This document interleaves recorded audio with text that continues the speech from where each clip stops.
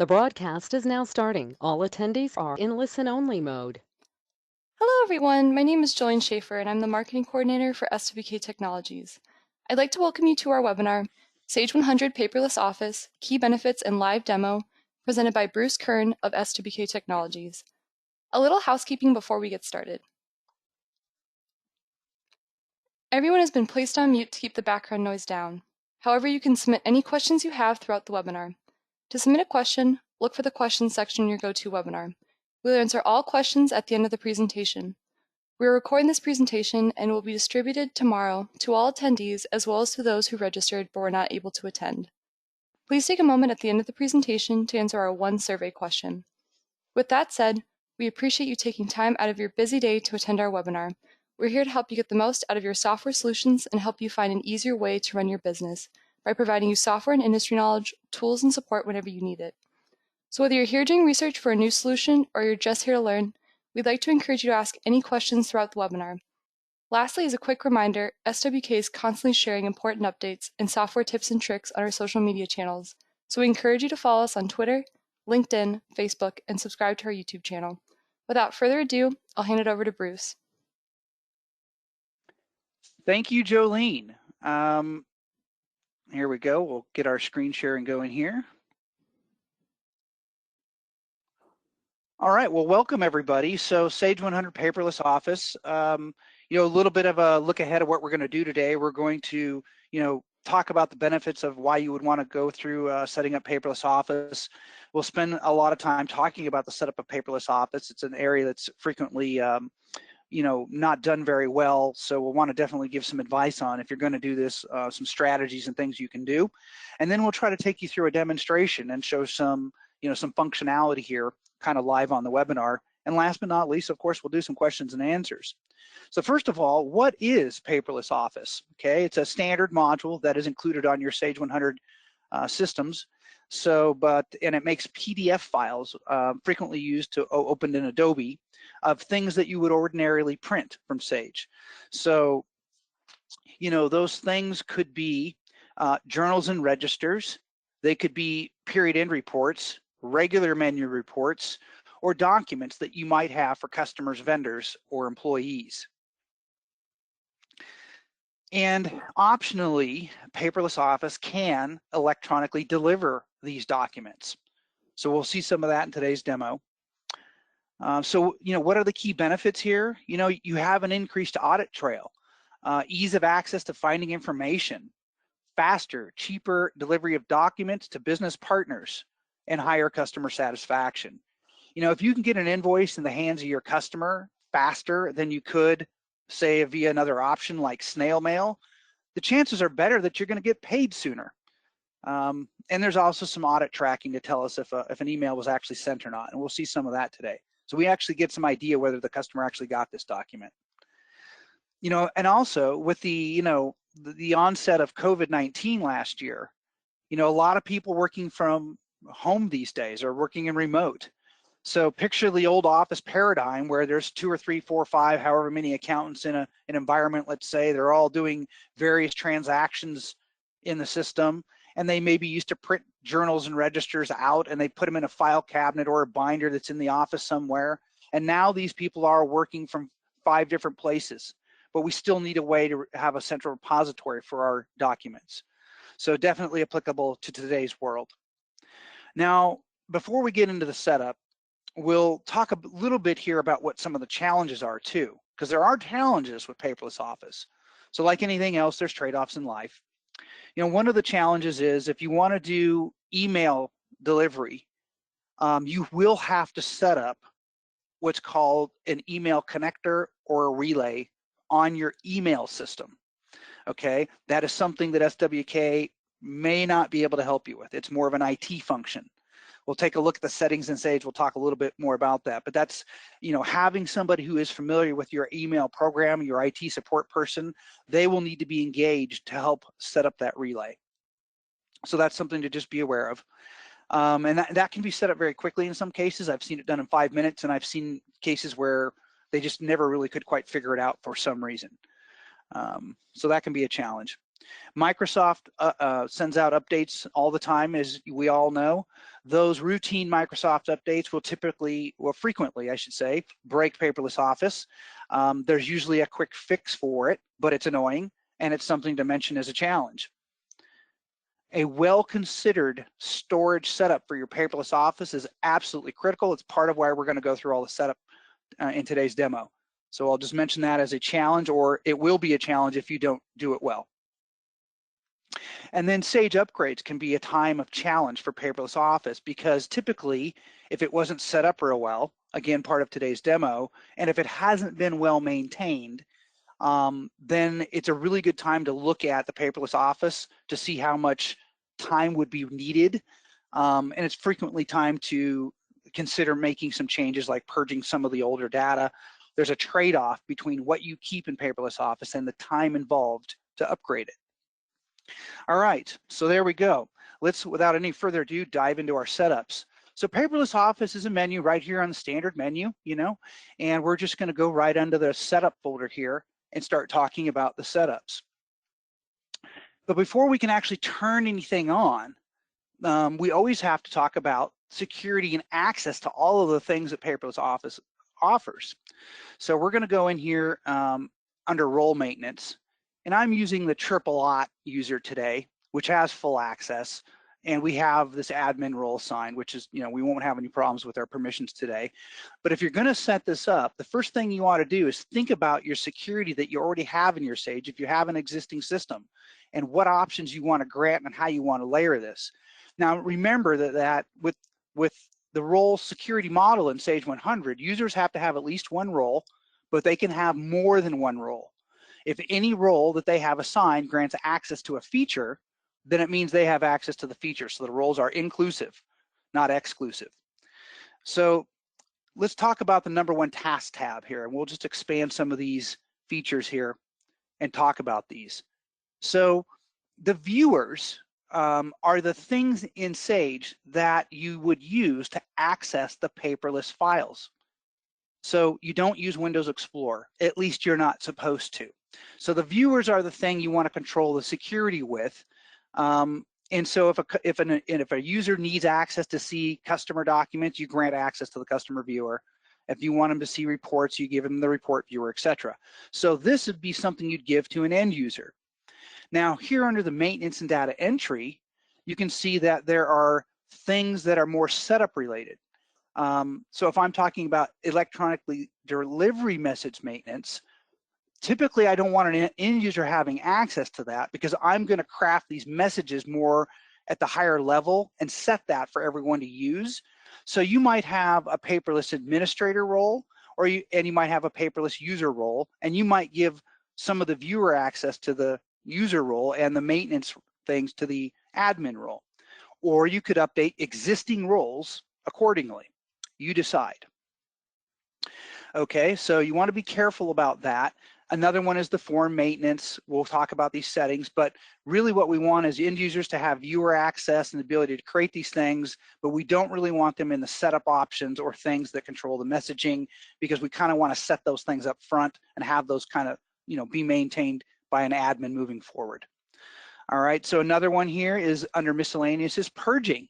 So definitely we want to think about who should have that right and who shouldn't. So admin, user, you think about it. Here's the setup options. Again, you decide if you want them to be able to modify those or only view them, or whether they don't see them at all.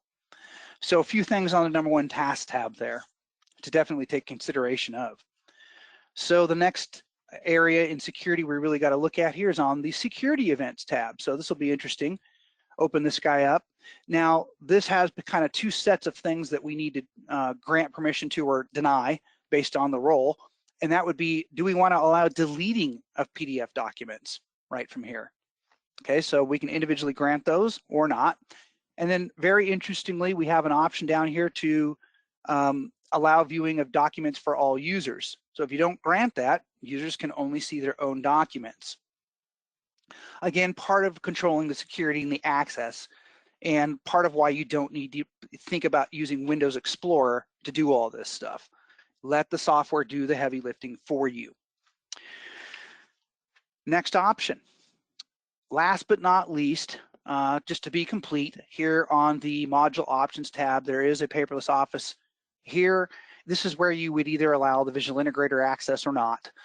Some of the paperless office things can work with visual integrator in terms of the setups, and some don't. Particularly in the payroll area, the data is encrypted. It typically is not real importable as a result because it encrypts the data upon import. Okay, so just remember, if a user does have multiple roles, any role they have that has access to anything in Paperless Office is going to grant it. So you could set up separate roles, or you could append existing roles. So let's say that we've got all that covered. Let's go ahead and get into the paperless setup now. So the first thing we're going to see is these Paperless Office options here. And these are global to the entire system, meaning every company in Sage could be affected by this. So it doesn't enable any specific functionality yet. We're just saying, can we turn on these features or not for the entire system? So up here in the upper left, enable the electronic delivery. As you can see, I've turned these all on. So it doesn't necessarily enable it, it just means it's possible, okay? Down here, load data on initial viewer access. This is a good one to really talk about. I've turned these on for today's demo, but in real life, most often, these are turned off. And the reason why is, if you have, 100,000 PDF files, let's say, and you go to pull up a customer viewer, let's say, it takes time to load all this data. So many people will turn that off, pull up the viewer, put in the criteria, which we'll see in today's demo, filter it, make it go find what you're looking for based on whatever criteria you decide, and then it brings it up much faster. So we'll mention that as an option. This other area over here, keep only the last copy, very interesting idea here. So it is exactly what it describes. So you can generate documents over and over. The question is, do you keep every one of those in paperless that you've created? Or do you only keep the last one? So here's a scenario to think about where that could come into play. Let's say you're the controller, or you're a senior accountant, or you're somebody doing journal entries, and you produce the journal entry for Paperless Office. It comes up, you're looking at it, it's got a debit for $1 and a credit for $1, and you go, gosh darn it, that was supposed to be for $2. All right, so you close it and you say, no, I'm not going to update it. You go back into your entry and you make it for $2. Then you reproduce the paperless journal again, you see that it's for $2, you're happy now, and you go ahead and update it. Now with keep only the last copy, Sage would have only kept the last journal entry that you did, the one you actually updated, or even if you didn't, it would only keep the last one. With this box turned off, it will keep all copies, which means it would show the journal entry that you didn't update for $1 in the Paperless Office, as well as the one that you did after the fact that was $2 that was updated. So that's what those do. All right.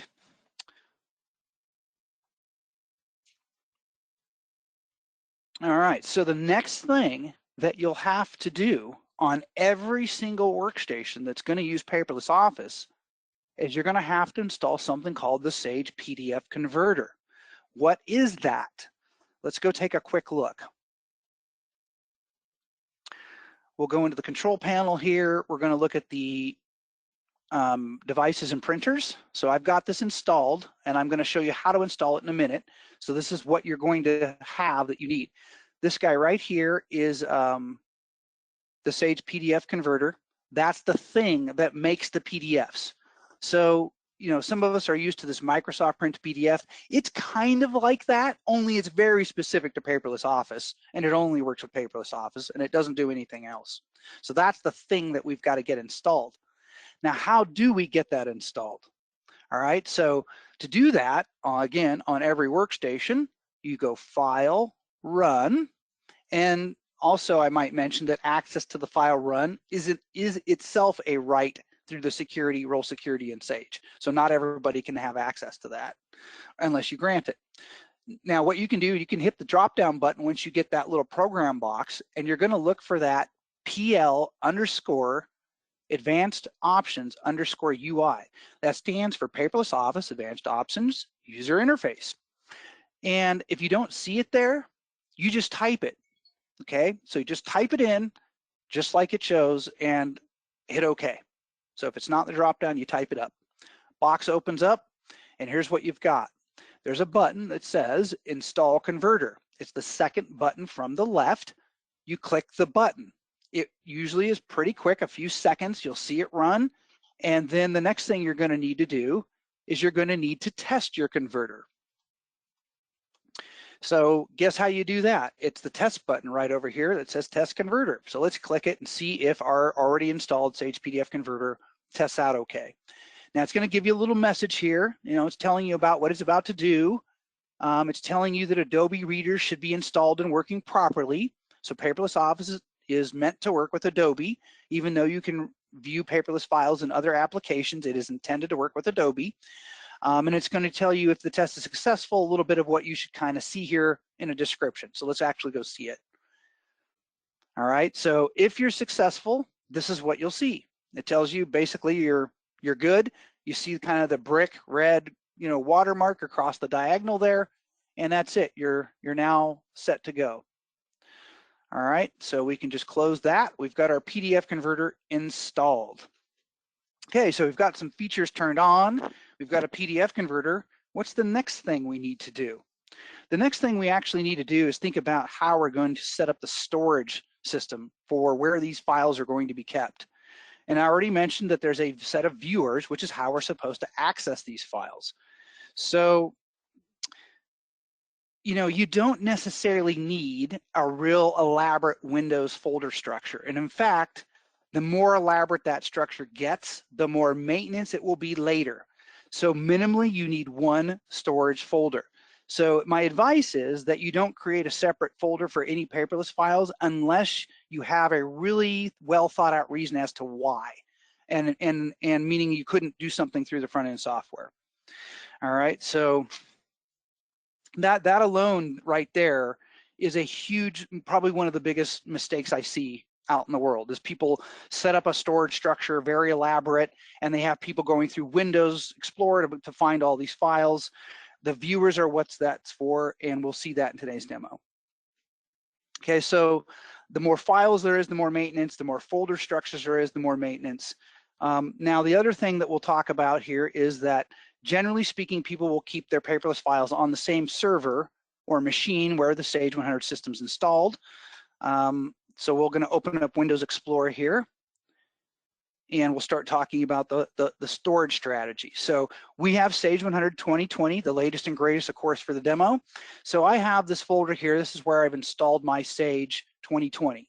Now, in this particular instance, in this demo, this is a specifically just for 2020. This server isn't intended to be reused for future versions of Sage. So I've chosen to put my paperless storage folder right here. Underneath my share where my Sage 100 2020 is installed. Okay, now some people will actually embed these inside the Mass 90 folder. Sometimes people will put them in a folder called PDF. Older versions of Sage actually provided that folder, newer ones don't. But so you could put it inside of your Sage folder, that's an option, or you may want to keep it outside. So, you know, personally, I like to see it outside a little better. That keeps all these little tiny small files kind of out of the main root. Then when I want to copy my Mass 90 somewhere, I can do that quicker. I can choose to do the paperless as a second step, but you just want to be deliberate about this. Now, let's pretend for a minute that you were planning to reuse this server for future versions of Sage. I already mentioned that if you do an upgrade, typically you're getting a new server, but Sage is going to be installed somewhere different than the current Sage. So there's going to be a need, potentially a need, to move these paperless files, possibly to another place where the new Sage is going to be. And then you're going to have to perform a linking task within Sage, which is a utility that says, hey, in the new Sage, this is where these files are now living compared to where they were in the old Sage. So if I was going to have another Sage install here, say in 2022, let's say, I might want to have my paperless folder right under this root, so that when I end up with my Sage 100 2022 folder here, the paperless folder doesn't have to be moved and all of the links will stay the same. So if you're going to reuse your server, think about that. All right, so that's a good thing there. Now, here's what not to do. I'll close that for now. Let's pop this up And we'll just do show this. So this is a recent client that I worked with in the last 6 months that didn't get the memo about the storage folder strategy, didn't realize there was even a viewer to view the paperless documents, and they had 158 different folders to store all their paperless files in. They had quite a few different company codes, but as you can see, quite a list. Now imagine trying to relink 158 different folders compared to one. Imagine the amount of time that you just added to a project. So literally 158 times longer probably than it would take. So that's just a quick look of what you don't want to do. Do not detail yourself into a corner. All right, we're getting closer here. Let's start talking about the hierarchy in Paperless Office. So to do this, we're just going to pop open the reports maintenance here. And I'm just going to pull the lookup up. And I've got a couple settings in here. Now notice this first setting says all companies, all modules, and all documents. So that's the most general it can be, meaning just about any setting we could create would have to be more specific than that. So if we have no other settings that override this, this is what would control. Now, I also have another setting specifically for the AO7 company. That's the one that we're actually in today. So if I do any report, if I'm in the AO7 and I'm in the GL and I do this particular report, which is at the most specific a setting can be, then it's going to override this all. And of course, I've given you two extremes here. So just keep that in mind. So in this case, I could have this go to a different folder if I wanted to. That wouldn't necessarily be a reason to have a separate setting, but just showing that there's a hierarchy. So Sage will check the system to see what you have set up, and it will select one of your settings based on what you're asking it to do, based on what you have set up. So if I do any other kind of a report from AO7, it's going to use the other setting. But when I do the GL exception report, it's going to specifically do this. And those go into two different folders. So I just did that to show you. Now, what would be a reason why I might need different settings? Here's just a verbal example. Let's say that you're going to electronically deliver customer order confirmations to your customers when they place an order. And let's say you also want to be able to send purchase orders to your vendors to order product into your warehouse. Well, you might have the from email address going to your customers be from, customer service at, abccompany.com, and you may want the email coming from your purchasing department to say purchasing at. They could be kept in the same storage folder, but those would necessitate different settings because you want some part of the setting to be different. It doesn't just have to be the storage folder. Okay, so there's a hierarchy involved. All right. Now we're going to show where you would actually connect the email to a Sage 100 company. All right, so here we go. Library master, company maintenance, and we're going to pick the company that we're demoing with today, which is this Alpha 07.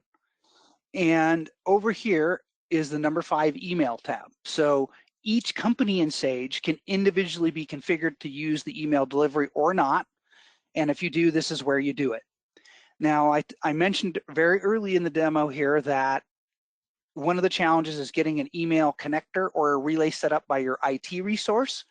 All Sage does is use 5 pieces of information that you provide from your email system, and that's it. Sage doesn't actually send these emails. Your email system does. So we're just piggybacking on that. That's why the email system has to have the connector to allow the Sage application to send mail through it. So Sage isn't the one actually sending the mails. So here you see we've got, basic information. This does have to be a valid account when you're connecting to it. This is not necessarily the email that stuff's going to come from. It's just the connection point. All right. So here we go. Now, you notice that this is connected to Gmail. I'll just mention this real quick. You probably, if you're a big time paperless user, you really don't want to try to use a free email service, okay? And that's because, you know, Google will flag you as a spammer. If it's a free email, it probably isn't up to the task of heavy duty email delivery. You might get some use out of it for email delivery, but they'll flag you as a spammer when you start sending out hundreds of emails with their free service. It's not really intended for that. And you can check the supported platform matrix and Sage for Sage to see what is supported. But your typical Microsoft Exchange, Office 365, that kind of stuff should work fine. Okay.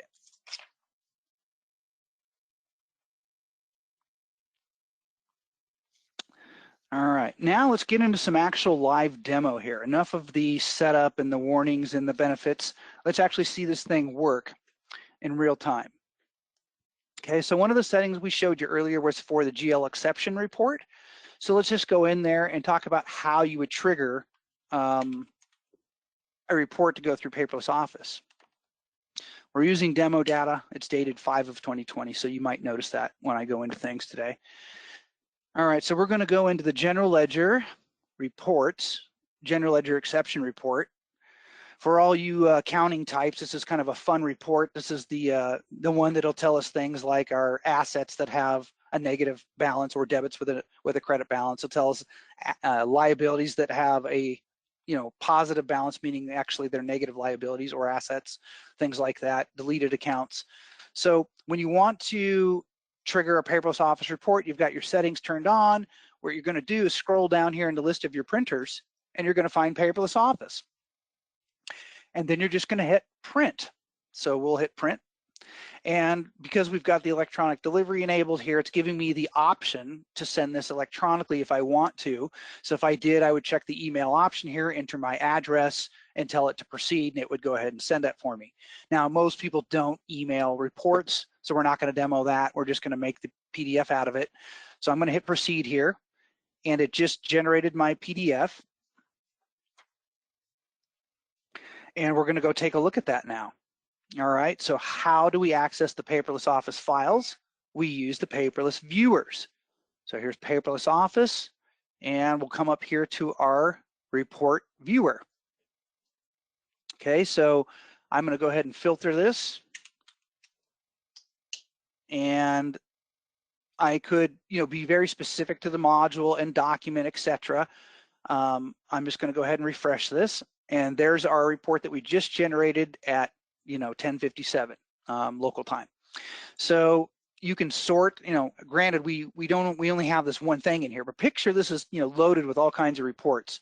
If I click on any of these columns, the little arrow points up or it points down. That's me sorting whatever's in there. Now there's only one record, so it's not going to do much visually here, but you can kind of see the arrow changing. So let's talk about what these buttons on the right do over here and what these columns mean. So, you can see the data all across here. It tells that it exists and who did it and when they did it and where it lives. Now, if I want to just look at this report, all I have to do is double click that and it opens up. Hey, look at that. My cash in the bank is negative $73,000, a little bit of a problem. Now, these other buttons here, if I want to sort these columns, I can click this button and I can also use this as a sort feature. If I don't just want to double click on this line where it's blue and highlighted, I can use the little drill down button to open that PDF. So it does the same thing as double clicking it. If I want to email this report after the fact or again, I can click this button and I can email that report on demand. Now, if I had a bunch of stuff in here, a bunch of reports, I could use this to select multiple items, and then I could do something with those items, such as delete them, move them, etc. So generally, we don't want people doing those things. More admin type function. Of course, I've got it all.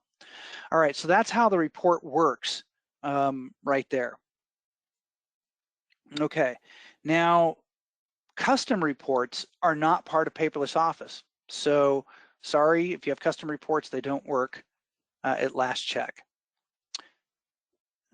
So moving on to the next area here is period end reports. So, very similar to reports, they're just reports that Sage has, But what are these period end reports? Let's clarify what's the difference and why is it a separate category. So what we're going to do is talk about inventory for a minute because it's a module that has a period end process. So inventory, like I said, has a period end process. So when you are doing period end processing, one of the things you'll see on the modules that has period end processing is, do you want to print the period end reports? So that's the thing that the Paperless Office will work with as opposed to a standard menu report. Now, you're probably asking, if you don't already know, well, what are these reports? And here's what they are. So here's the period end report selection. Usually right above the period end processing item in any module that has one is the place where the period end reports are maintained. So what you're looking at here is stock Sage. This is what they put in the period end reports. You can maintain this list. So you can, add reports here, take reports out, etc. Whatever's in this list is what it's referring to. Okay, so whatever I have there.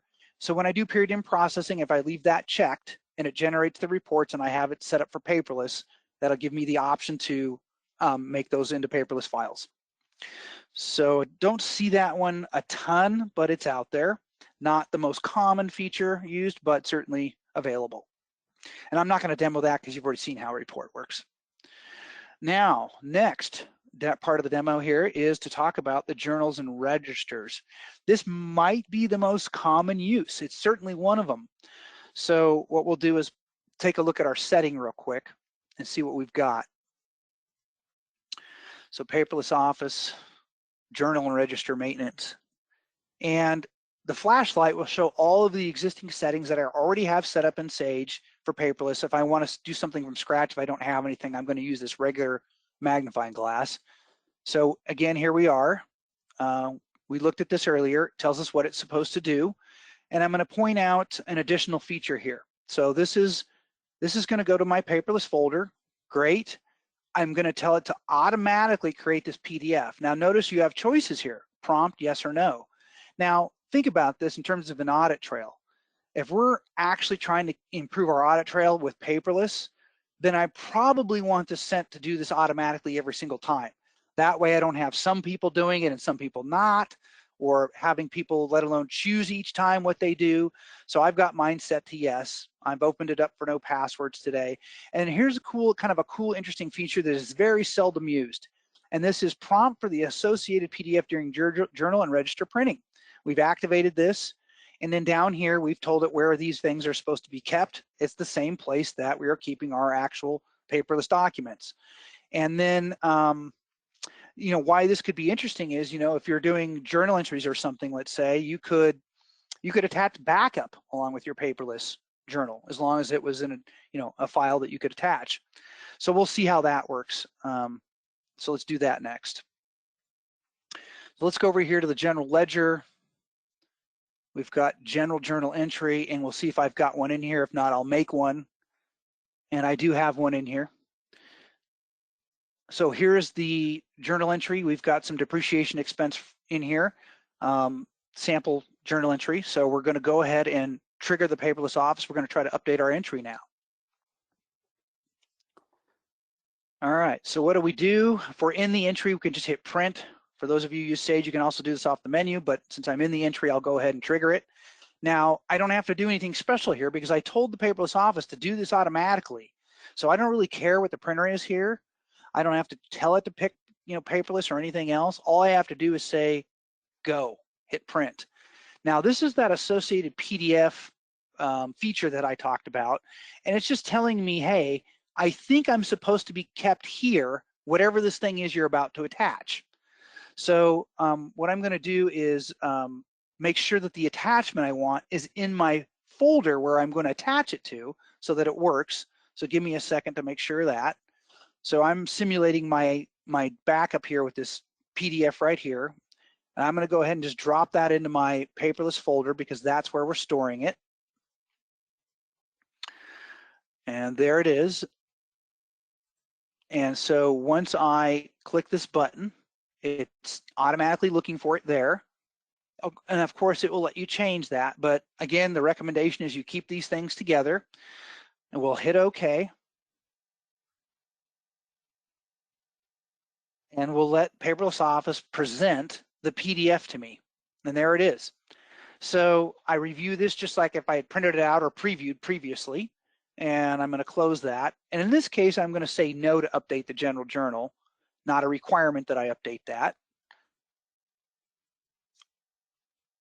But now we are going to review the paperless part of it. So what do we do to see that? We come back to Paperless Office. There's our journal and register viewer. And we'll go ahead and put the right date range in here. Again, I could filter by module and specific journal as needed. Don't need to do it for today's purposes. There's my journal entry number 39 at 11:04 now. And we can double click that to open it up, see the journal, sure enough. And all these columns across the top are the same. All the buttons down the side are the same, except the one that shows the open associated PDF. So here it's telling me there is an associated PDF. Also, good to point out, notice it knows that that journal entry was not updated. So I have the PDF of it, but it knows it was not updated. And it knows where this associated PDF is. So if I want to see that, I can click the drill down on my backup and see whatever it is that I attached there. Okay, so that's a little bit on the journals and registers from there. Now, another really common, popular use of the Paperless Office is, of course, to deliver documents to customers. So that's, right up there with the journals and registers, maybe what I see most. So we're going to do that. So let's look at our setting first and see how we set it up. So we've got form maintenance. This is where we maintain the forms, and we've got a couple different settings in here. And we're in the AO7 company, so the PO1 setting down here doesn't apply to us at this stage. So we're going to go into this all, kind of a catch-all setting, which may be all you need. And we're going to talk about the form settings.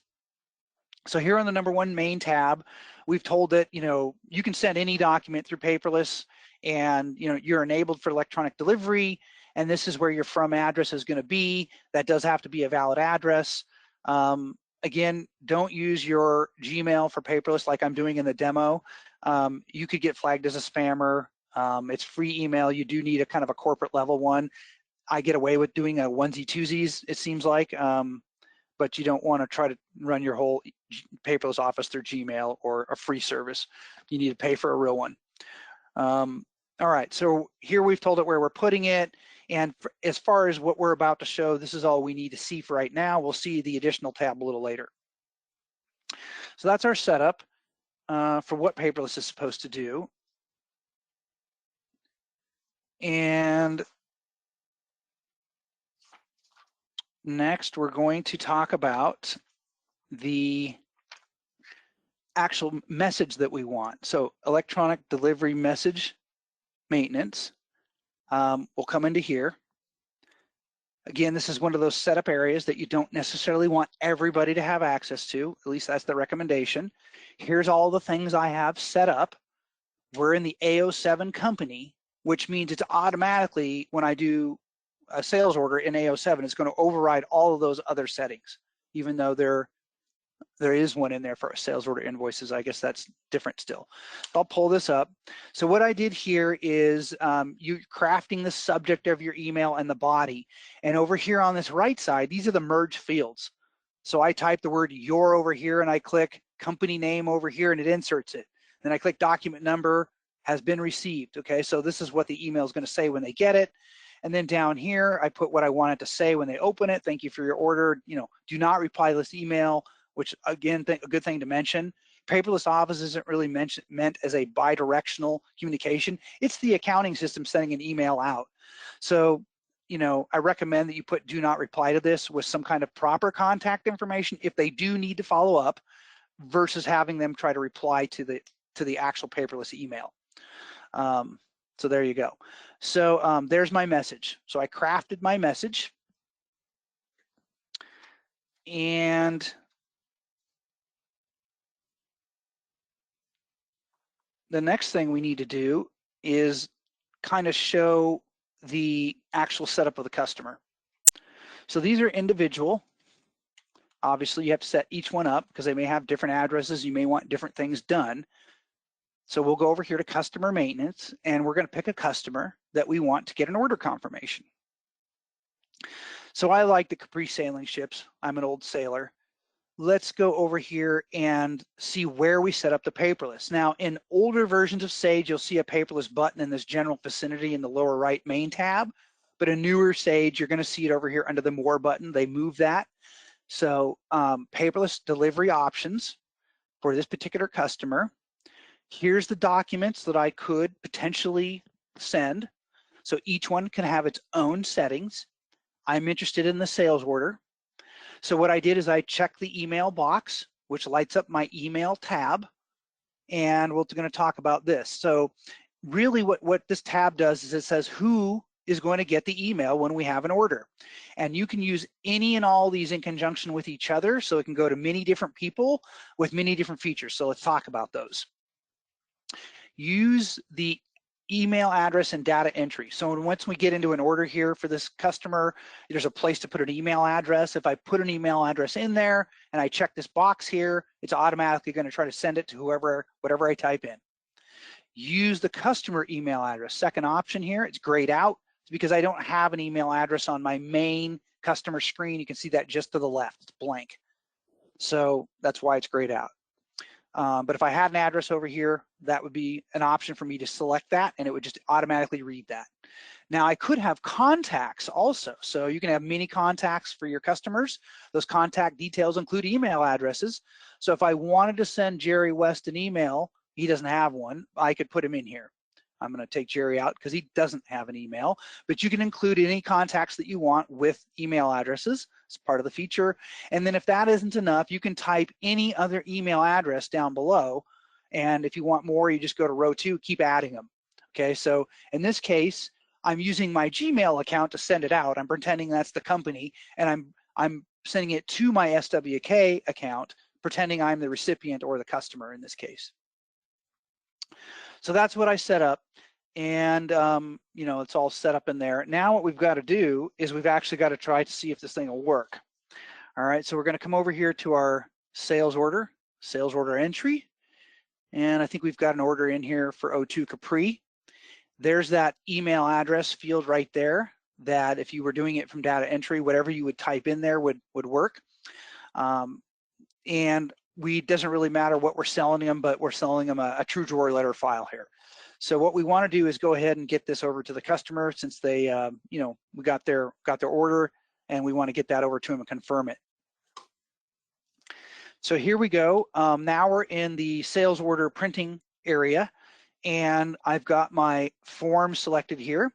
And what we really got to do here is we've got to pick a paperless output option here that involves electronic delivery, assuming that's what I want to do. Now notice there are options that do not involve electronic delivery. I could just do printing, I could just make the PDFs, I can do whatever I want.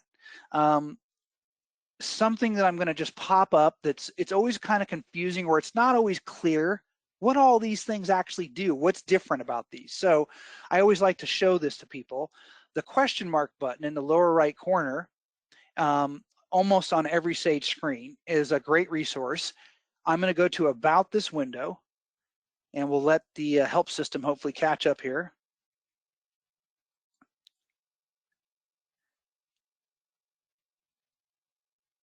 Come on, Microsoft. There it goes. And we'll go to the fields, and then there's this Paperless Office output. So you can click on the hyperlink for the Paperless Office output, and it has this very good little grid set up here, kind of describing what things will do with the settings and what you have selected. So here it's telling me if I have the email and or fax checkbox selected, and I choose electronically deliver only, that option, what will it do? And then it tells me right here what it's going to do. All right, so if you're not sure what behavior you want from the Paperless Office in this particular screen, check this out. This will help clear that up for you. So there's that. Now, I just want to electronically deliver. I don't care about getting paper copies. I just want to get this to the customer, and that's it. So I'm going to hit print here. Now, notice I'm doing this from a quick print. You could also do this off the menu if you're used to printing in batches, Works the same exact way. I just wanted to get it to my customer right away, so we do it from Quick Print. So I hit the print button here,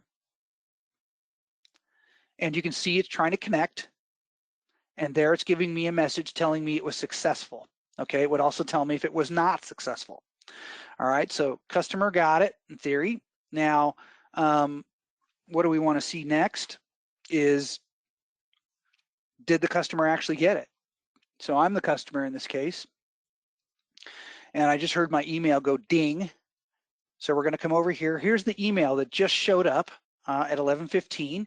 Here's my, from my setup that I did in my document, delivery message maintenance, what it is. And then here's my email body, just like I said it. And now I'm going to open up my order. Let's see if that's a little large.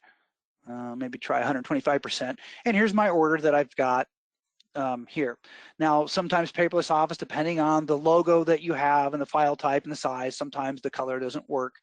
But that's more of a JPEG issue, but it works fine here on mine.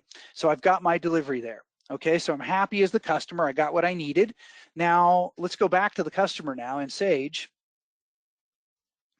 And we'll go to customer maintenance and we'll pull up the Capri.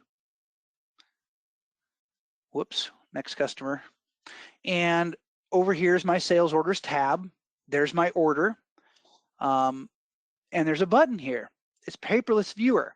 So I can access the Paperless Viewer for this customer specifically right from the customer. So if I knew that I needed something for Capri Sun ships, like the sales order for some reason, I could go right to that customer, click the Paperless Viewer. It's already pre-filtered it for the order. All I'd need to do is maybe get the date range in here. And then there it is. There's all the history of all the paperless orders that I've sent to these guys, including the 2 test ones I did before today's demo. This is the one we just sent. So if I needed to resend this or send it to somebody else, I could do that right from this screen. And there it is. So there's, if I want to resend it, there's the electronic delivery, who needs to get it now, kind of a thing. All right, so there it is.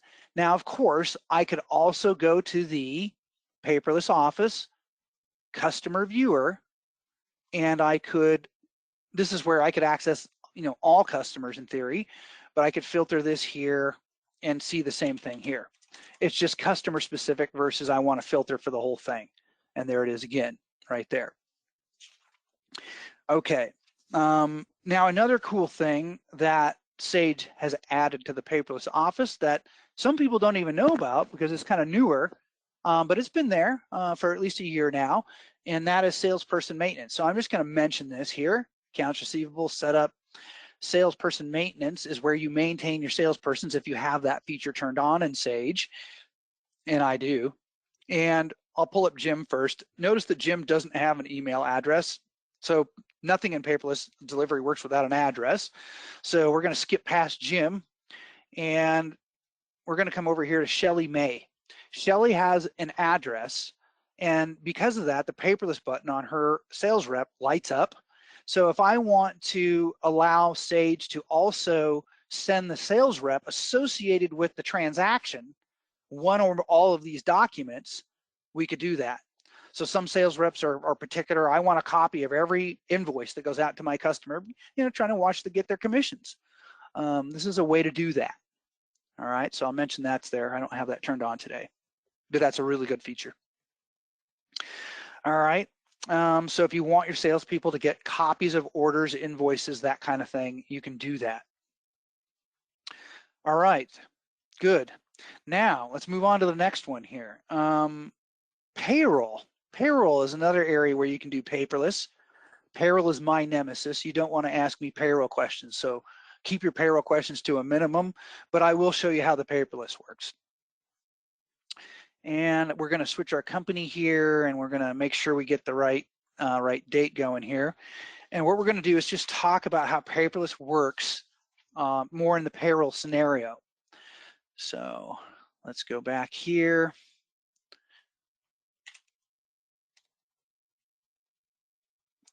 And we're in our payroll company now. We switched our company. So we're going to take a look at our payroll settings. So form maintenance. in this case, we are going to be delivering some payroll documents. So we've got a setting here. It's for payroll. It's for all documents. It could be the check. It could be the direct deposit stub. I just said doesn't matter what it is. We're going to have the ability to do it.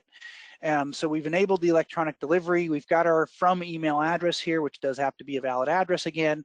And we've got our path where we want to store it. We could tell it to keep only the last copy or not. On this particular setting, we can have a password for it. And then over here on the additional tab, specifically for the payroll checks, I've told it to deliver this during the check register update. That's an important checkbox right there because it's telling the system when to do this. So we'll see that that's what it's going to do. It's going to send it when I tell it to go ahead and update it. If you don't check that box, it means you have to send it from the viewer after the fact. So it's kind of a separate step. Why you might want to do it one way versus the other, really up to you. Maybe you want to really make sure that everything's 100% accurate before you do it. You ought to be doing that before you print the checks anyway. But for whatever reason, this is the way I have it set up. And you can see there's some other options in here. You can assign passwords and things, pretty basic setup on that. All right, so the next thing we need to take a look at is how do we set up the employee? So let's go take a look at an employee. So payroll. So we've got employee maintenance. That's where it's telling me there's a tax table update. That's okay.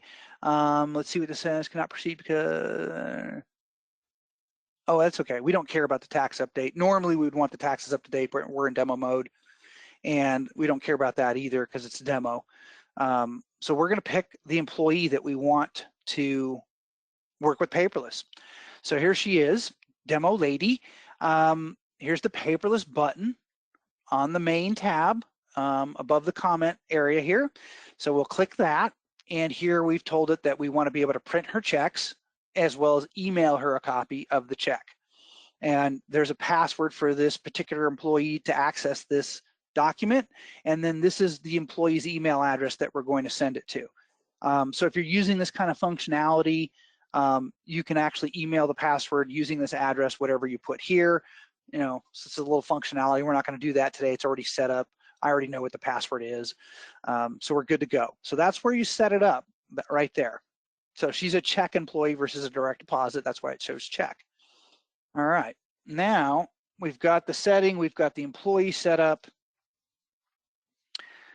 The next thing we need to do is do the payroll. Okay. So we're going to go into the pre-check register here. And we've got a kind of a payroll teed up for you. And we're going to just click the preview to kind of kick off the process here. Of course, you could do this with Paperless Office as well. So there's my employee with the demo lady in it. And we're going to go ahead and print the checks as per normal. Now I'm going to simulate the check printing with an actual PDF because I don't have a real printer. So we can actually kind of see what the actual check printing would be doing. And we'll just overwrite that guy. So that physically would have simulated printing the check. And then here's the key part. We say, okay, it's telling me to remove those checks and replace it with plain paper. And it's telling me, do you want to print the check register? Okay, so I do. And then over here, here's our check register. So we've got our date that we want. We're just going to go ahead and preview the check register. And then it's going to ask us if we want to update. So there's the check register. It looks good to me. And then it's saying, hey, do you want to update that? Now remember, we had it set up to deliver these checks during the update. So this is the key decision right here. So we're going to go ahead and click yes. Up comes the electronic delivery. Who's it coming from?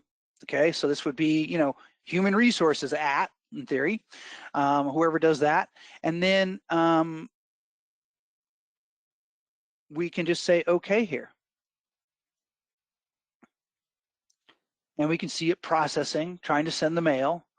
And do you want to print the daily transaction register? You know, I don't know that we actually need to do that. We'll wait for the email to come in. We might as well run the update while we're waiting. And actually the email just came in, so we'll kill that. This is more interesting.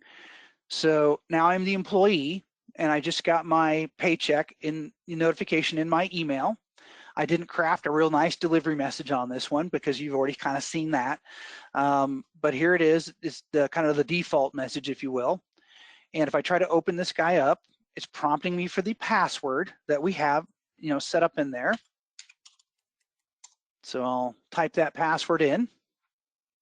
And it's showing me the PDF of what the check was. So this is my kind of my PDF version of it. Of course, I've got the real check in this case, but this could be a direct deposit stub, same difference.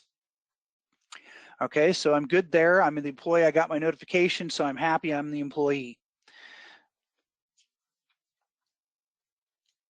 Okay, now some other things around payroll and the specific functionality is the employee self-service.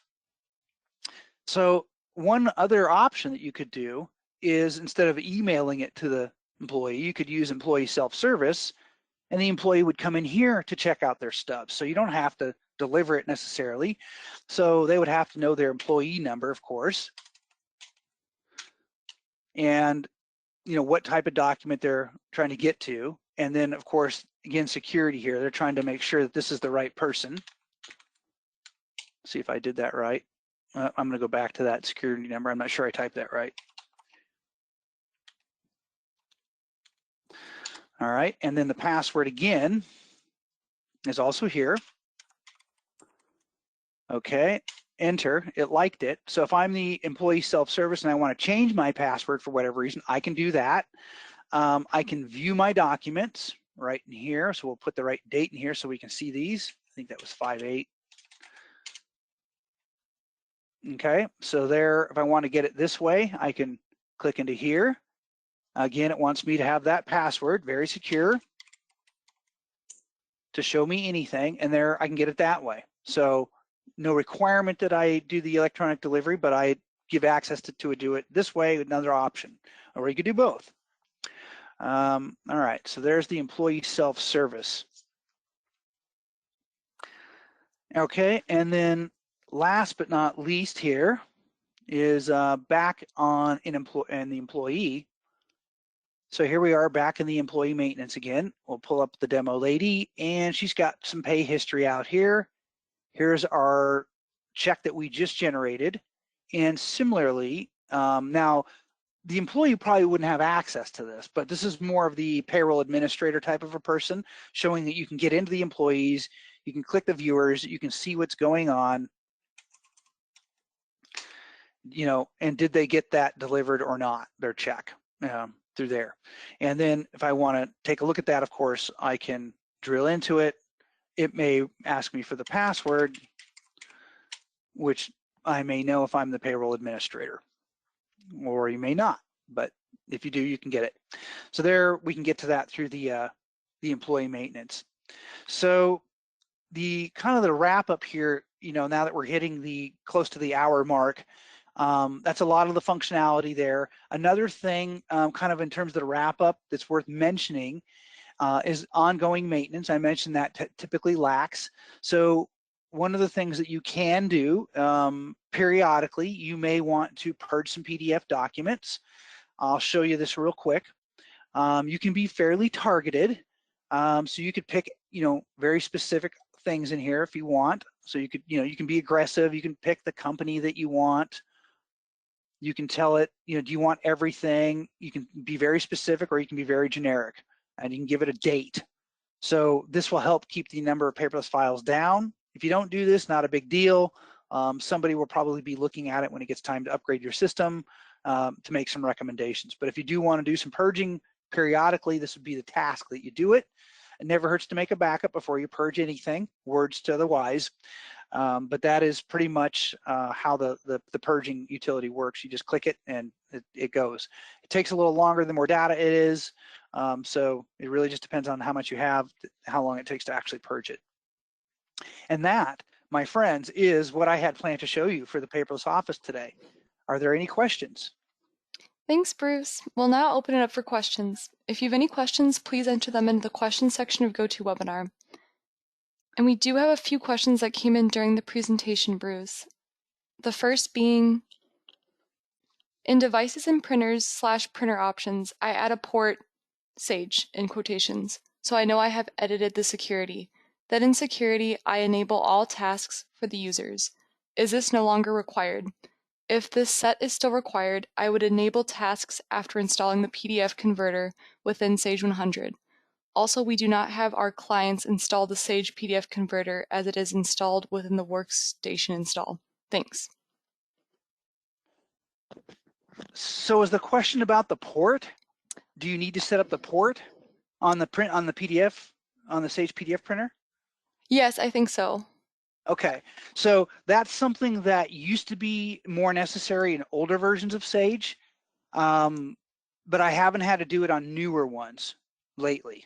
So that used to be a common troubleshooting step, but I did not do that on this one at all. So I guess the answer is it depends if it's needed to troubleshoot, but I did not need to do it on this particular 2020 version, but I have seen that in older versions of Sage as a very common step. We have another. Do you have to copy the associated document to the paperless folder?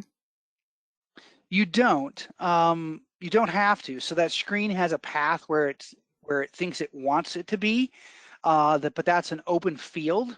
So you could have changed it. But the point of that whole screen is in terms of trying to keep the paperless files together, so that later on when somebody has to do maintenance to the system, they're not in different places. So here's a common problem when people change that path. Somebody's doing paperless, they do their journal, whatever, it puts it in the paperless folder, put the settings, they got that additional thing there, and their backup or whatever they have is on their desktop or it's on their PC. That's where they have it. So they say, okay, attach it to that. Well, that's great. It can still attach it, that would work, but it would only work for that one user. So that's why we want a central repository on the server. So you don't have to put it there, but it's recommended that you put it there. Great. And then the first question asker responded back and asked, do you need to enable the tasks on the port? No, I didn't do anything to the port. I didn't touch it. All I did is install the converter. So you would only need to mess with the PDF settings and mess with the ports and do all that if you're having some kind of problem and you've been directed to do so by a support technician. I didn't do anything, literally nothing. All I did is the install, just what I showed. We have another. Can you explain the purpose of the email password field in Paperless Office delivery option in customer maintenance? It's to secure those so that not everybody can get into them. It's a security feature. And we have another. Employees kept saying they haven't gotten Paychex DD delivery. What am I doing wrong or missing? How can I check that on payroll DD delivery? Thanks. Well, I'll just kind of go back to the settings to talk about that. So if somebody isn't getting it, the first thing I would do is go to the setup and verify what you have actually set up, and we'll just talk through this for a minute. So here's what I've got my payroll. So I have it for all documents, but so if yours isn't for all documents, make sure you have one for direct deposit. But I used all documents for flexibility, and so you have to have a valid setting here, meaning this has to be valid. The path, all this has to be valid information. And then, you've got to have some decision over here about how you're actually going to send them.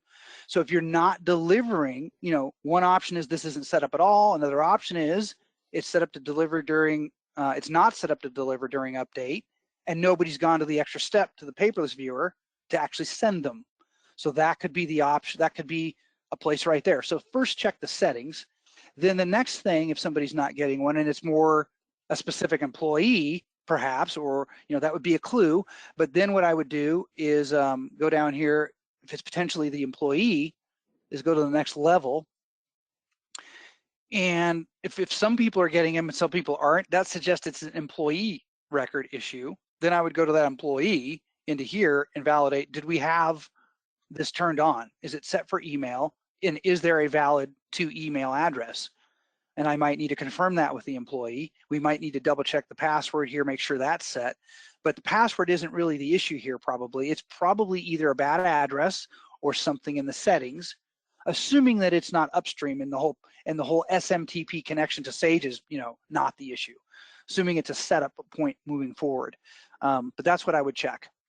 And in theory, if they're not getting them and there's no errors, it might just be that it's not being set to deliver during update. So nobody's taking the extra step to send it to them from the viewer. So we'll go back to the viewer here real quick, kind of touch on that real quick. So Paperless Office, employee viewer. So this is where you could resend them. Let's see, I did a check and it was 5.8. I believe it was 5.8. Let's refresh it. So you could highlight, whatever, 50 employees right here, and you could hit send. And that's another way, if you aren't delivering them during the update, which I did, that you would have a separate step to do that. Great, and we have one more.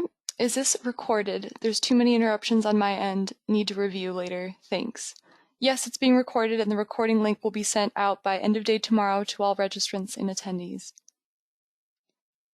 And that looks like all the questions we've gotten, so give me a minute as I take back screen control.